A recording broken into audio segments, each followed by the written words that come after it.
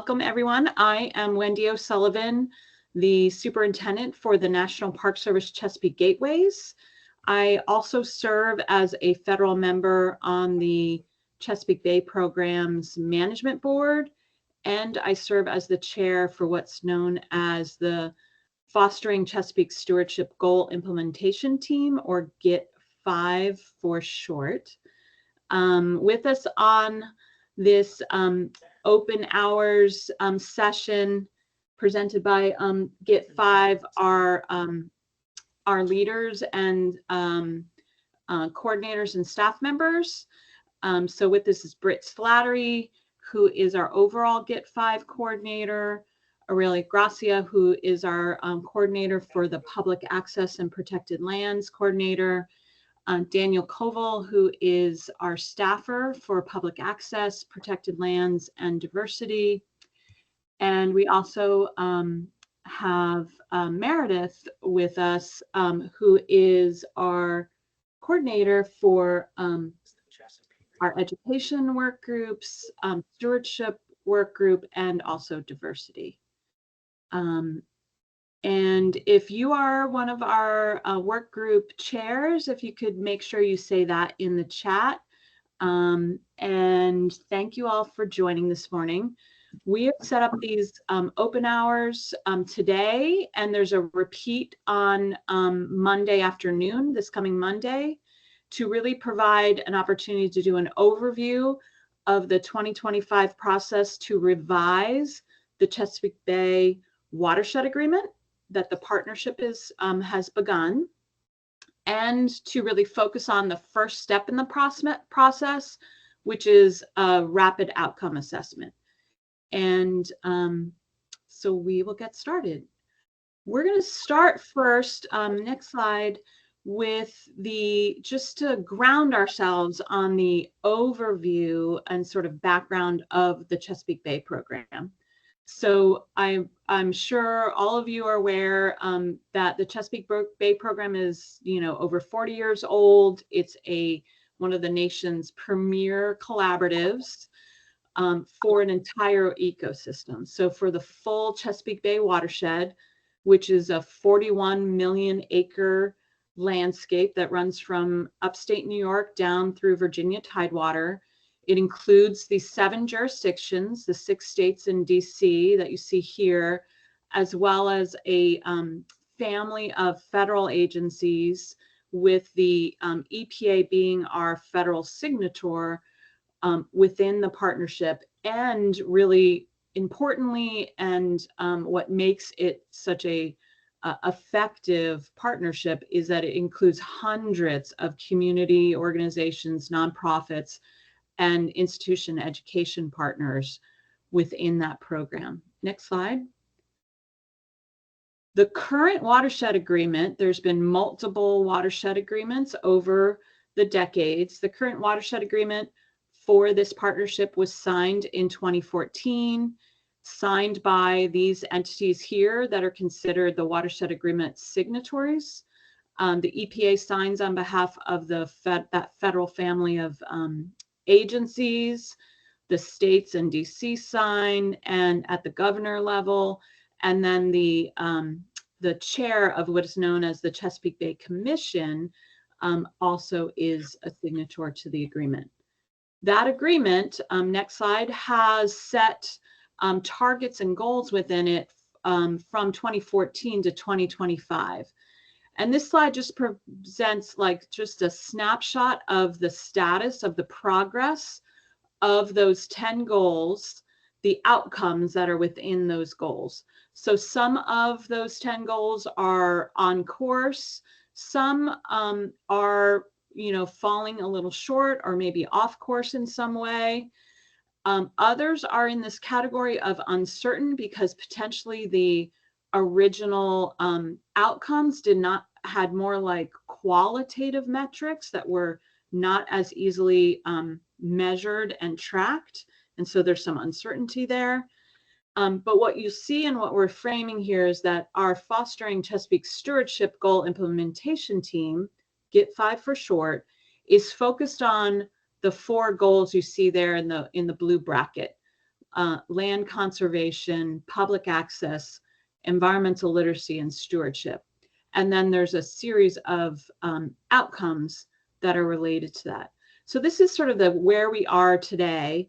Because we're coming up on the 2025 targets, and there's a need to sort of look at those that are why the ones that are working well are working well, and the ways we can improve and work on the ones that are, you know, off course or have a ways to go. There's a process underway, next slide, to really understand first and ground in our goals from the watershed agreement. So remember that bracket of the blue for GIT 5. They're focused on those 4 goals: the land conservation goal, the public access goal, an environmental literacy goal, and a stewardship goal. Each of those big goals then have outcomes under them.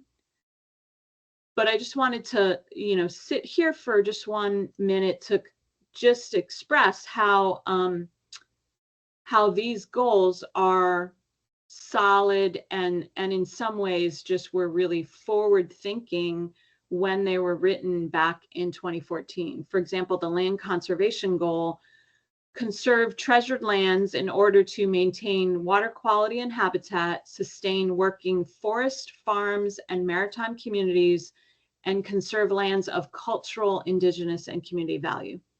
That is still evergreen and still a valid, important goal.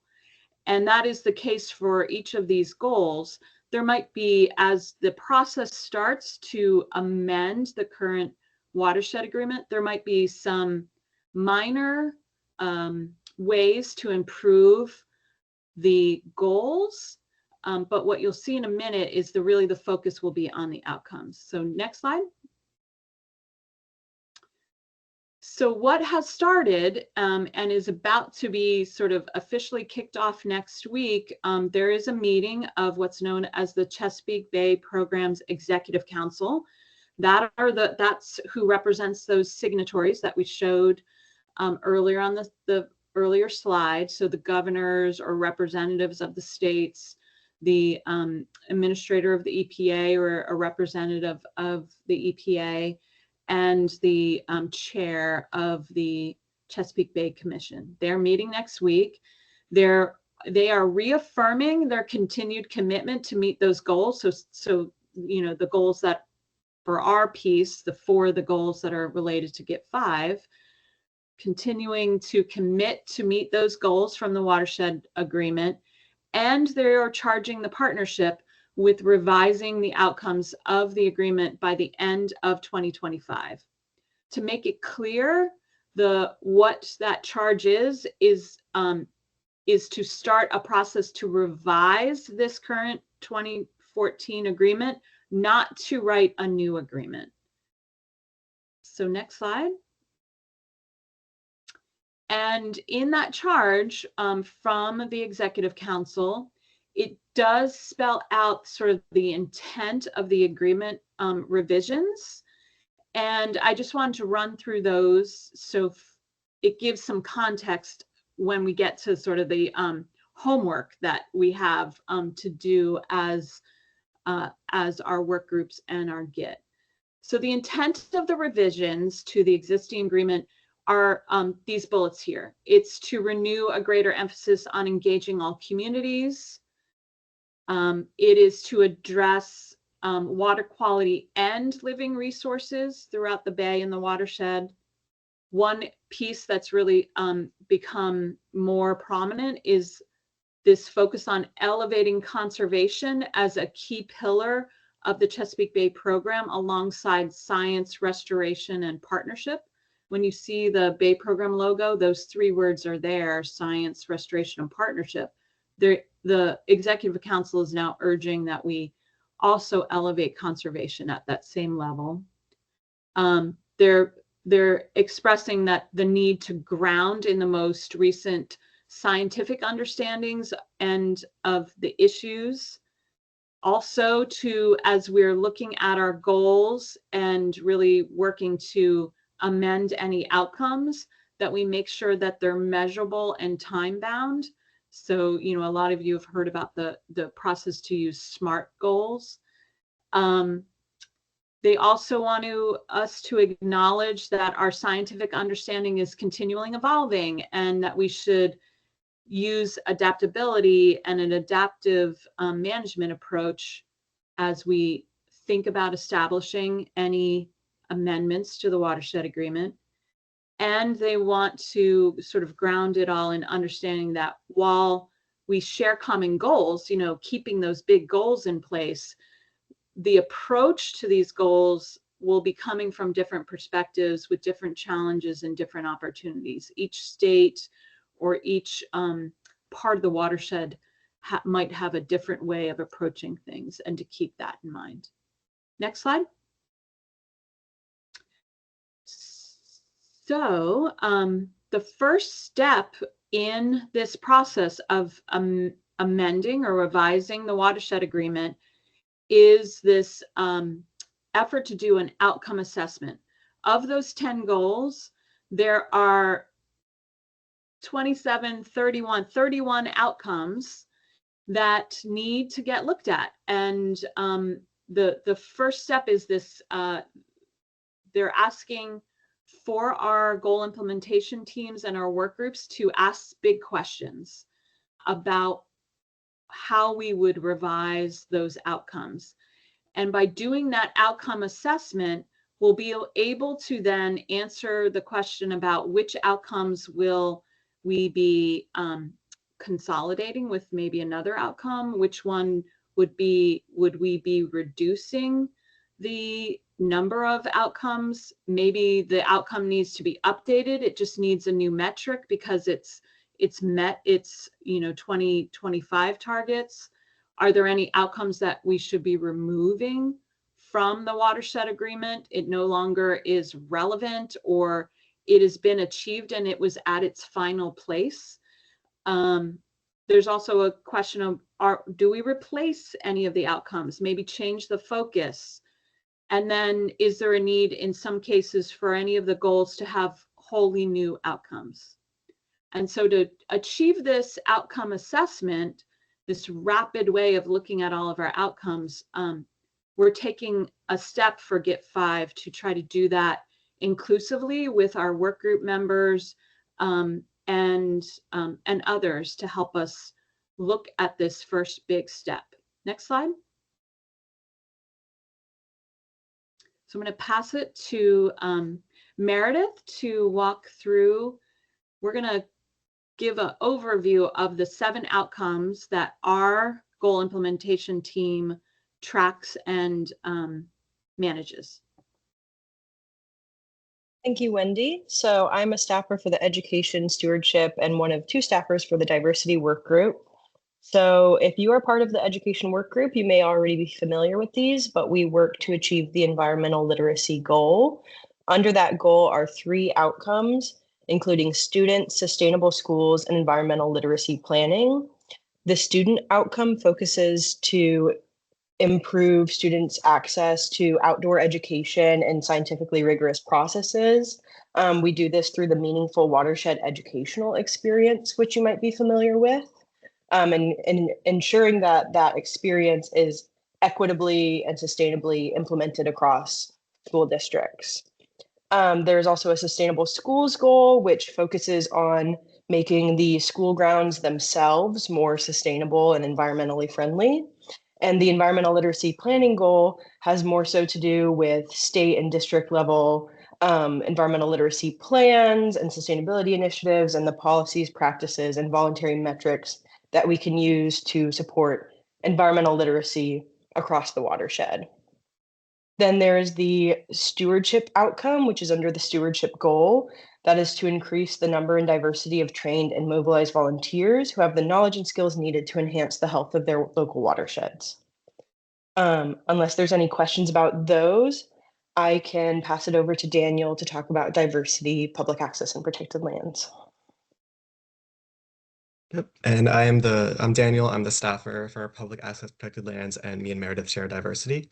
So our diversity outcome focuses on identifying those stakeholder groups that are not currently represented across the BATE program in leadership, decision-making, or implementation of the conservation work that we do, and going a step further in creating those meaningful opportunities and programs to recruit and engage those groups across the partnership. The public access site development outcome focuses on increasing the number of public access sites, and it specifically focuses on those that have water access, such as boating, swimming, fishing, um, by 2025. And the protected lands outcome focuses on protecting an additional 2 million acres on top of what was already protected by 2025. And of those acres, we have specific numbers for wetlands, which is 225,000 acres, and for forest land, which is 695,000 acres. And so going from that, we can focus again on that big question that has been asked from the BATE program. And so we are holding these office hours to ask you all, what advice do you have for the GIT 5 on what factors to consider when identifying whether to consolidate, reduce, update, remove, replace, or add new outcomes? So here are some big questions that we've kind of boiled down what we've been given to ask you all. And we'll share a form later that I also have shared in the email to this calendar invite, asking what is the public benefit and or support for the outcome that you've selected. And in that form, you can do as many responses as you can for each outcome. And the next question is, what are the challenges and opportunities for achieving the outcome? We want you to consider the time scale and any recommendations you have of whether it could be 5, 10, 15, maybe some other number, and should be focused on incremental measuring, or should it be like one final outcome at the end of that timeline? Consider the risks of removing the outcome. What could be any unintended consequences that might happen? What's in the secret sauce? And with this, we're asking like the secret sauce is kind of the characteristics and important factors that go into everything that we do to make that outcome successful. So what available resources, some champion teams, geographic targeting, or incentives for different stakeholders across the partnership. And then finally, do you have any other thoughts or any other changes that you might want to consider or have discussion about? And we can also have that discussion in this office hour today. Great, thanks, Daniel. So we're going to pause here and sort of open it up. And, you know, I see some thoughts happening in the chat, which is excellent. But we just wanted to really just open it up and hear some early ideas on responses to these sort of sub questions to the big question before we go further in the presentation. And you could use just raise hands or, you know, come off mute if you have thoughts or questions.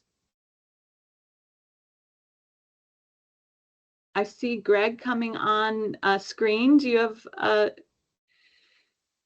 there's people to raise their hands. Let's go in order. Go ahead. All right, the first hand is Camara. Hi, good morning. I just have a question. As we're looking at our outcomes, I'm sure the other goal implementation teams are as well. And I'm wondering how we're coordinating with them to see some crossover as to how our goals will coordinate or intertwine with some of those. Great question. The goal implementation team chairs are meeting almost daily by email. There's an email chain happening between the 6 goal implementation teams. We've met in person, virtually, in person, and then virtually twice. And there's intention to very, very purposely have this sort of cross-GIT collaboration throughout this first step of the outcome assessment and throughout the whole process. But, you know, really purposely at this moment, asking these questions about consolidate, update, new outcomes. Yes.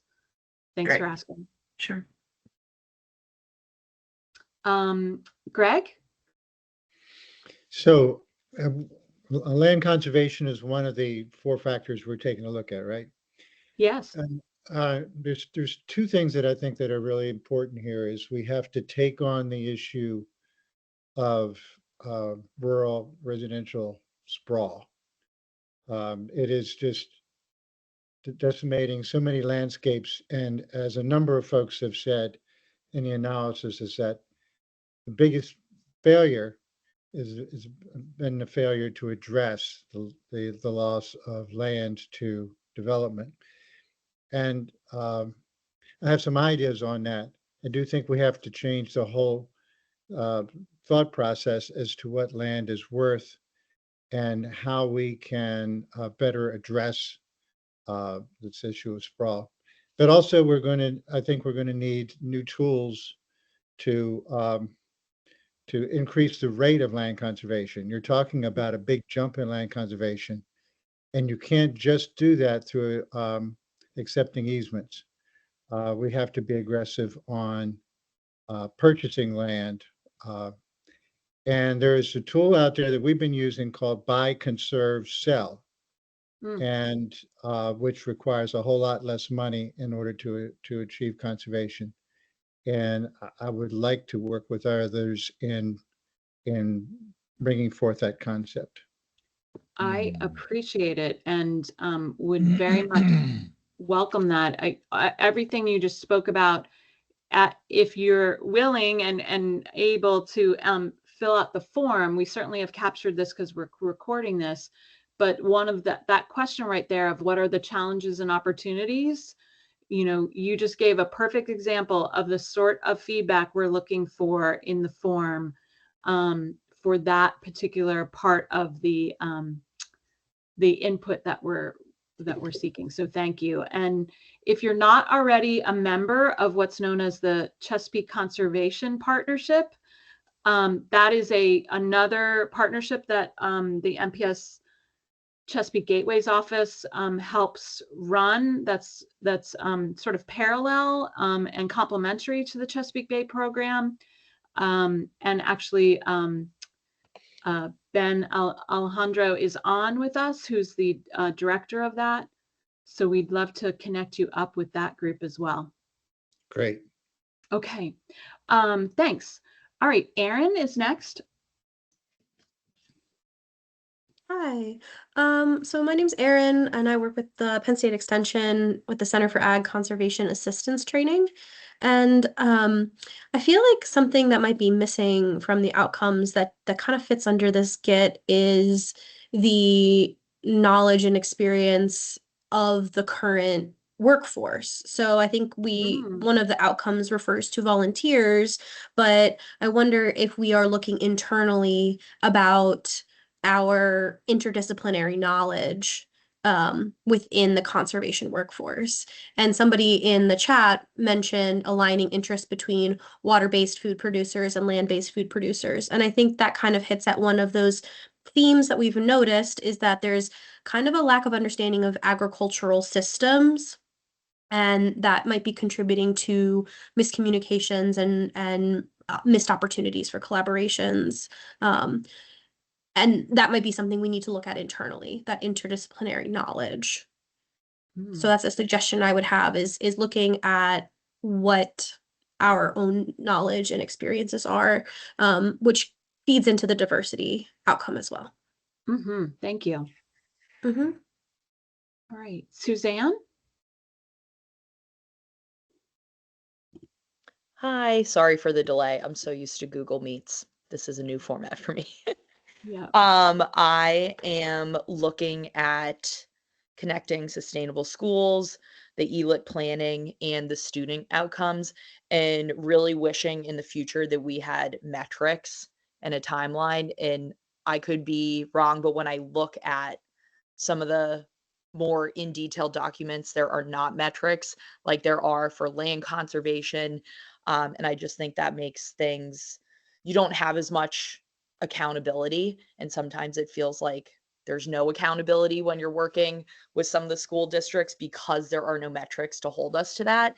And then I'd love to see, I'm sorry, I don't remember who just said this, but where are we connecting these efforts to some of the outcomes, and particularly around the sustainable schools? It says pretty broadly, like we want to have schools have a good impact on the environment. But we know elsewhere in this plan, there are stormwater reduction and nutrient reduction goals, and there's goals to increase habitat. And I'd love to see metrics where schools have goals to contribute Mhm. to those overall goals. And I'd also love to see mention of outdoor learning infrastructure, whether you want to call it an outdoor classroom or trails. Um, and then just broadly speaking, trying to get a better understanding of how what's in the Chesapeake Bay Agreement, how does that impact funding sources? Because right now, $40,000 seems to be the average that you can find for environmental education grants, and the cost of everything has gone up. And I'd love to see funding increase for these things. Mhm. Thank you for all of that. And please use the form if you have a chance, because we'd love to. We're capturing that, what you just shared now, but we'd also love to capture it in the form. Sorry, where is the form? We're going to share a link Oh. as we go through. And it Got also it, was thank you. in the meeting. It was also in the meeting invite. I see. Christopher? Yeah, couple things. A lot of this stuff is so tied together. What we Mhm. do in one area of endeavor is going to have an impact in this area. Uh, zoning and density to kind of tie on with what Greg was saying, can, if we can work zoning and density as a tool to avoid rural sprawl, then we can manage those saved landscapes as for resources. In order to do that effectively, we need better transportation systems in the built up areas. So, the work that I'm doing, can help to do that, simultaneously conserving rural untouched landscapes, as well as reducing transportation emissions by building multimodal and supporting the construction and funding of multimodal infrastructure. So, there's a lot of communities that are involved here. So good stuff. And the more Mhm. stuff we can track, the better. I appreciate it. One of the partnerships that MPS Chesapeake Gateways has built over the last few years is with the Department of Transportation's Volpe Center to very, very purposely look at multimodal equitable access. So I appreciate, your thoughts there, and would love to dig, deeper with you on that. So thanks for joining. Amy. Good morning. I would like to offer a comment on the stewardship goal and outcome. And the goal and the outcome for stewardship are pretty similar. They both include language to increase the number and diversity of local stewards and governments that actively support and carry out conservation and restoration activities. And I think the goal is timeless and should remain. But I think there might be an adjustment for the outcome that might reflect better the role of the partnership in increasing the number and diversity of stewards and volunteers taking action. And unfortunately, the impact that we have as a partnership to turn the dial to get people to do different things is small, and that's okay. But what can we do as a partnership to help our networks and our partners do better at this work? And so we've had a lot of success collecting data on the residents of the watershed and what they're doing and what they'd be willing to do in the future. And I think that role is a really important one. And so I wonder if the outcome could reflect the role of the partnership in collecting data, providing insights into where people are and where they're poised to go, And so something like that might better reflect kind of the role of the partnership in influencing that goal. Mm-hmm. Thank you for that. And that is we're at the moment in time where that sort of refocus. So, what you're describing is a version of either we could define it as updating the outcome, or it is truly a wholly new outcome. And that's where we're at. We are at the stage of wanting to hear those kind of ideas, that kind of input. Great. All right. I don't see other hands, so we're going to move to the next slide. And folks can use their phones to take the QR code to open up the form, or I'm going to put the link also in the chat.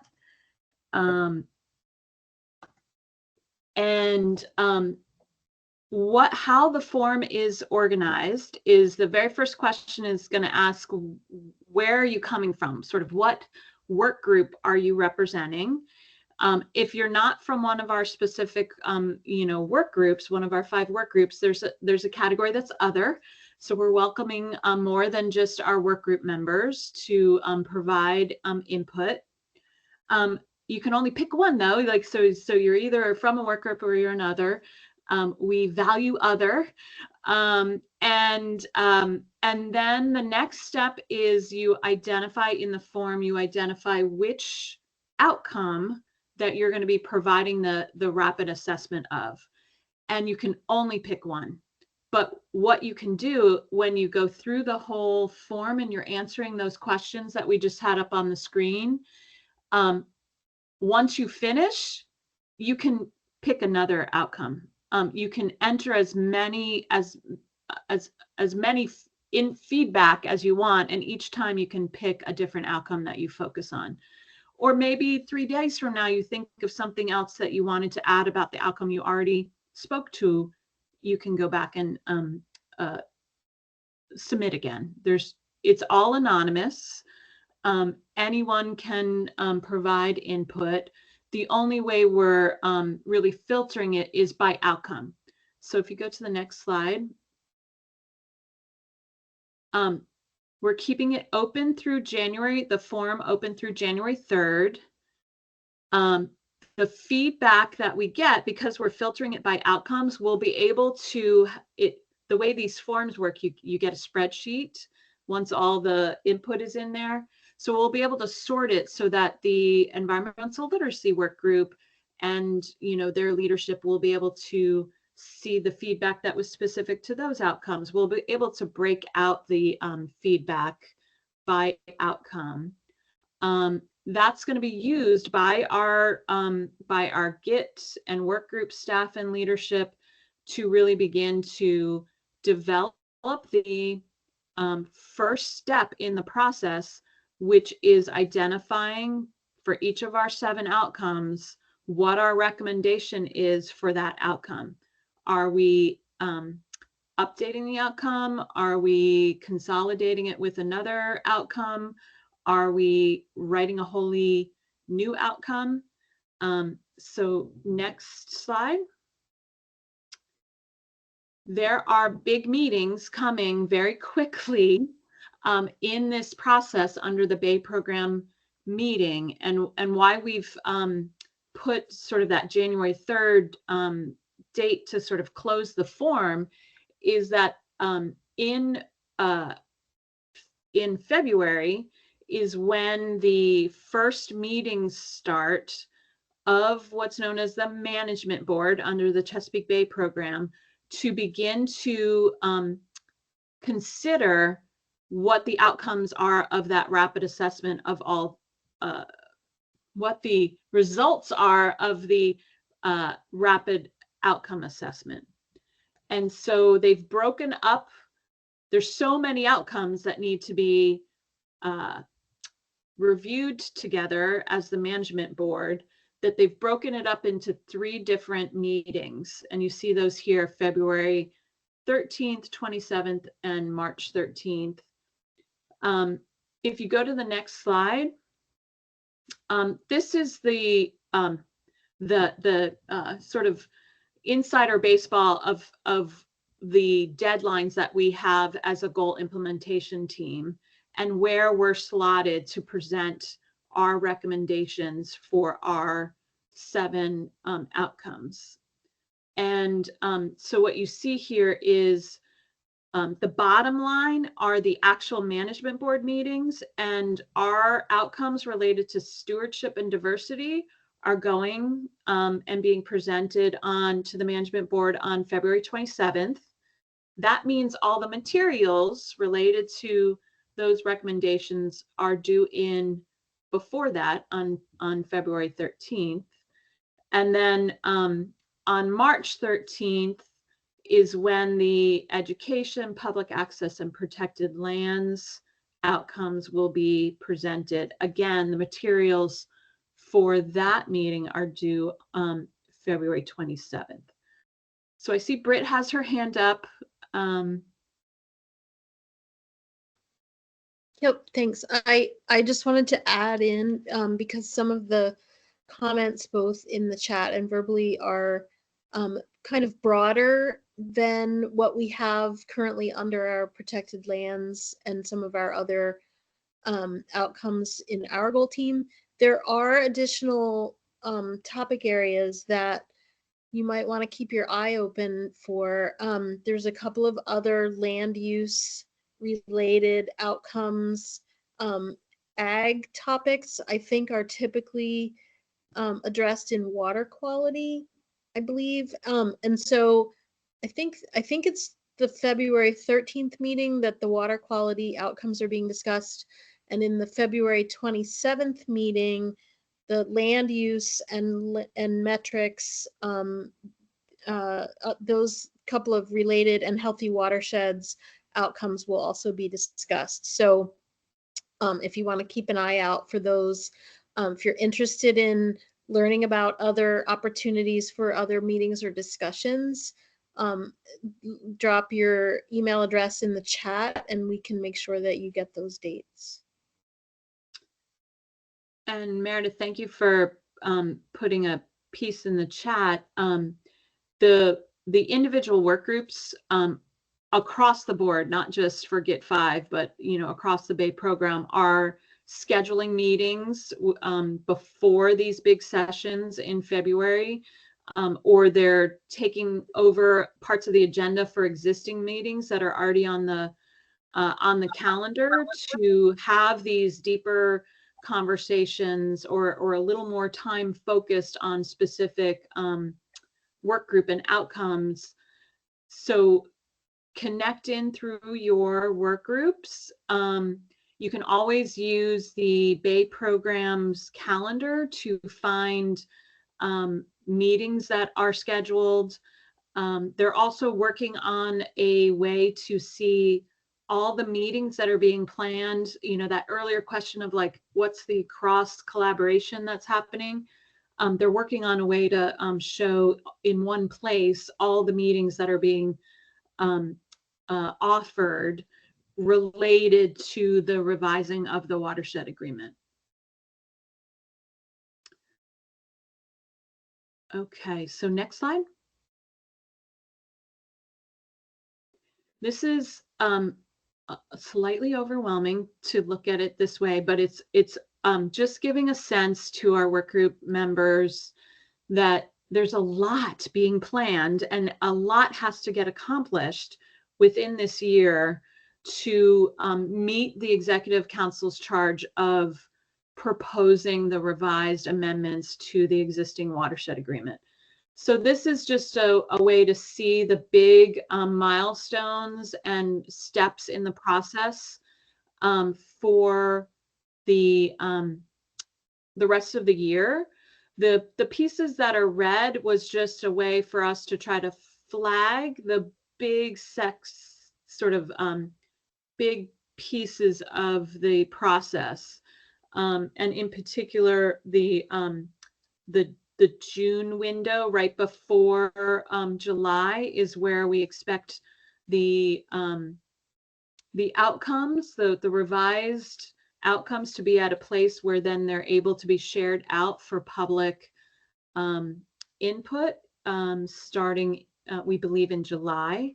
So that's going to be a point in time to really focus on as our, sort of the wider range of stakeholders to the Bay program.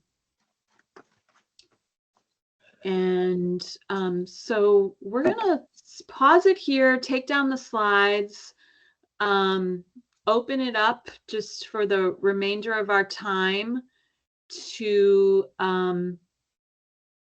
talk, listen, hear thoughts and ideas.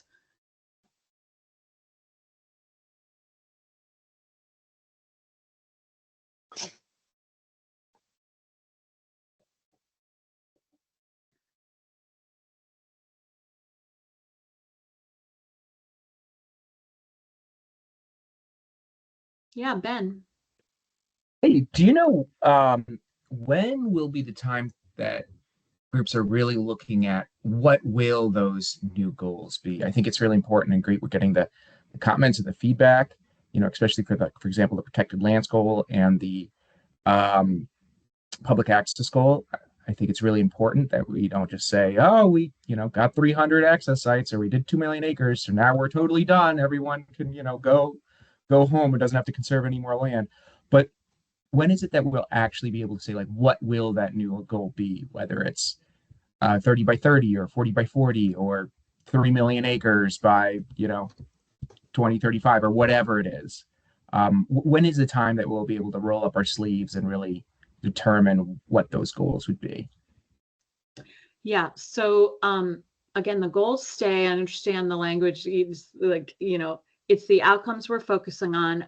I believe the way, if we go on the slide that showed, so the very first step that we're doing is just the sort of first step of saying what will the process be to related to the existing outcomes.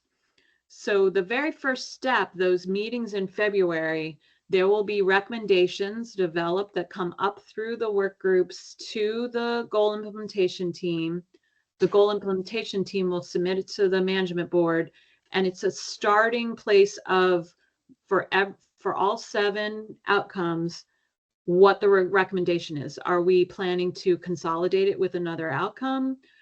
Do we think it goes to picks up and moves to a wholly different goal? Do we want to rewrite?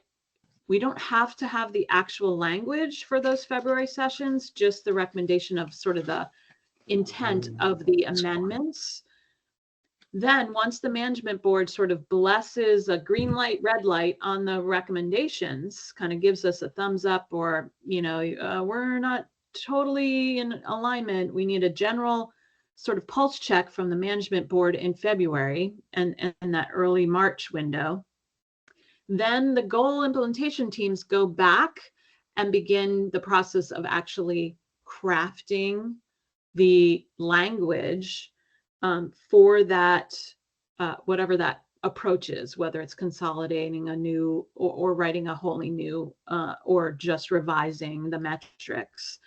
That process needs to be as collaborative as throughout the whole piece, because that's going to take more sessions like this where we have open hours, where we're wanting work group members to be engaged.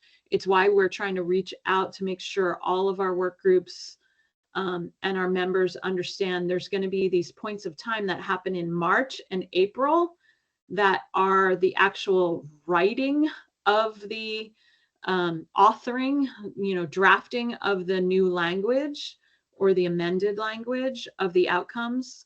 And those meeting dates haven't been set yet, but we will, be wanting to put those kind of placeholders in place, because there's a target of May to have, end of April, beginning of May, to have the actual worded new outcomes being brought in front of the management board. Yeah, Britt.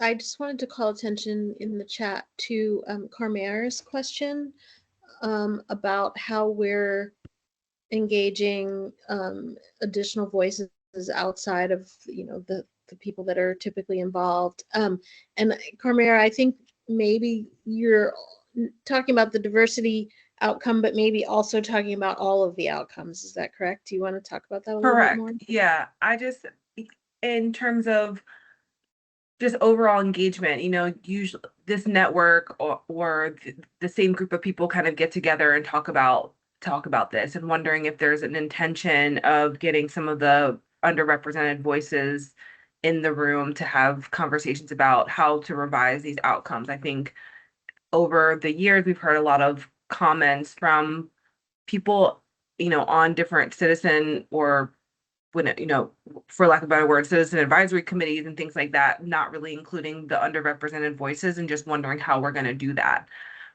so that we can have their input in some of the things as well, especially as we're trying to increase engagement and stewardship of all communities in the watershed participating in some of these outcomes and goals.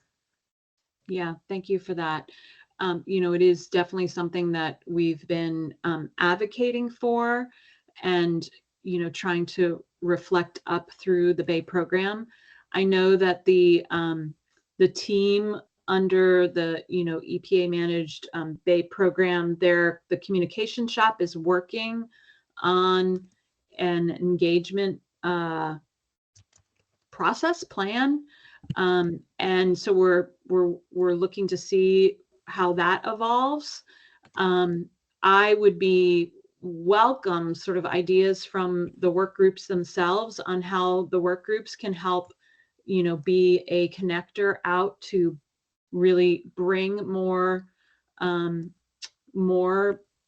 of the, you know, communities that have been disconnected into this expedited process.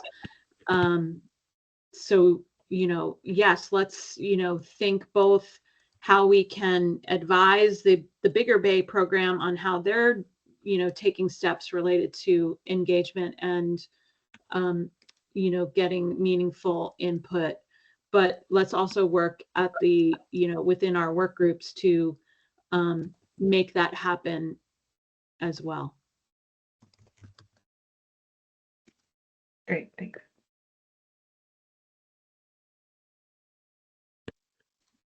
Wendy, did you mention, I'm sorry, I was taking notes.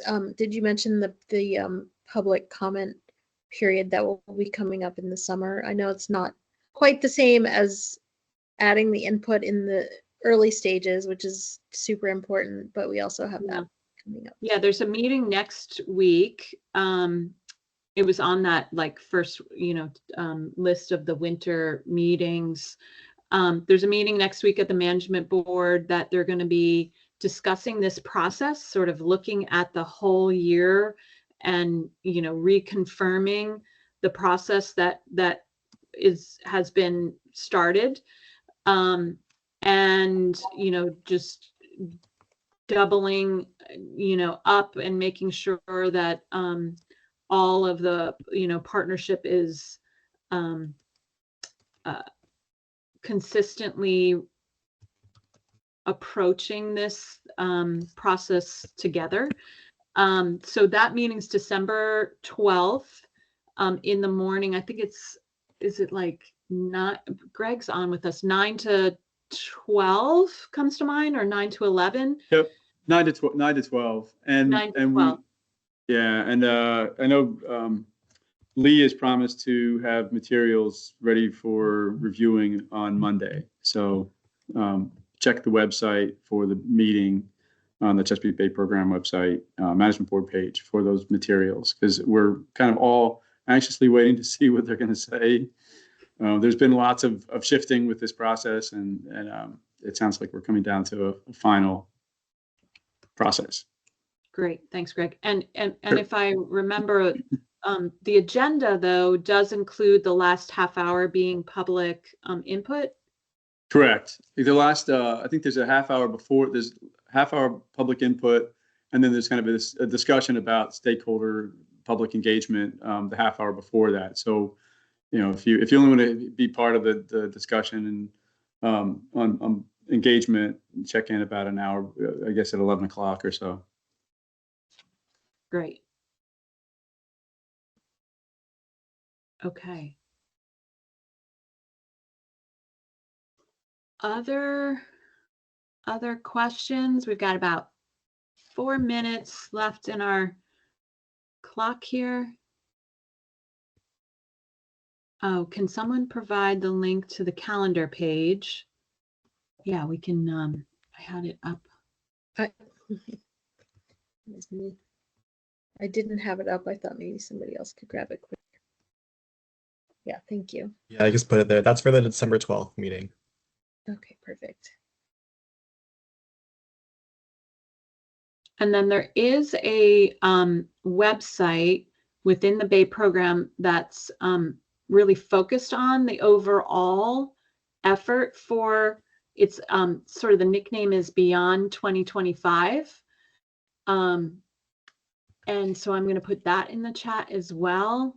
That gives you background on sort of what's been happening for the past year or so, building up to this moment in time where we're now beginning the actual revisions and amendments to the agreement, and starts to map out the, it'll be the sort of home base for additional information as the process continues.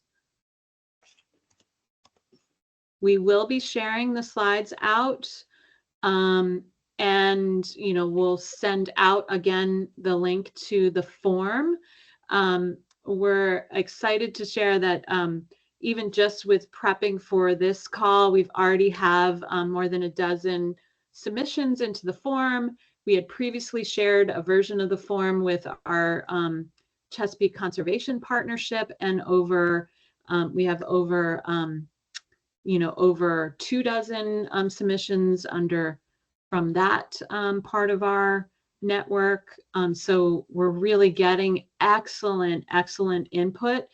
And so we'll really just encourage folks to be engaged. We have this opportunity to ensure that people are centered in conservation, and that that the goals that connect us to our heritage and to our lands and to the spaces where people make these long-term connections to their communities and the lands and the rivers, that those are the goals that we are advancing. And so we have an opportunity to be part of the history of the Bay program. There are these moments in time where the agreements are revised or are refreshed, and we're who are now in place to be the leaders, to be part of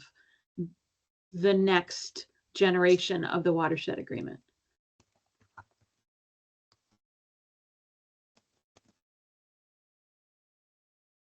All right. Well, thank you all for joining. There's another session next Monday. So if folks want to rejoin and hear more from, ideas and things from folks, please feel welcome to join. It'll be a repeat of this. And, also help share the opportunity. We are, like we said, the form is open. So if you wanted to share it out to your network of networks, we're happy to have more input in the process. We need all the forms submitted by close of business January 3rd. That's the Friday of the new calendar year. Our intent of closing it that early in January is we need a process to then, go through all the input and synthesize and share it out to the work groups, so then the work groups can see it and digest it. Yeah, Mary. Thanks. So if we do share it out, we'll just let them choose what work group, or would you suggest that we ask them? I mean, There's yeah, a category they can choose. There's a category that's other. other. So if they're not an active work group member, they can say other, and then they type in kind of who they're with, and yeah. Okay, perfect. All right, good. So I'll advise them of that, and then they can go from there. That's great. Thank you. Yeah. Mm-hmm.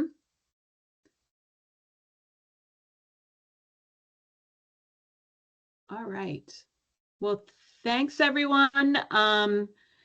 Keep an eye out for more from us. Stay connected with your work groups. There's a lot that's going to be happening fast and sort of regularly throughout the calendar year. And just really thank you all for being, really champions of these goals and our outcomes. And just want to say thank you for all your energy and time and commitments.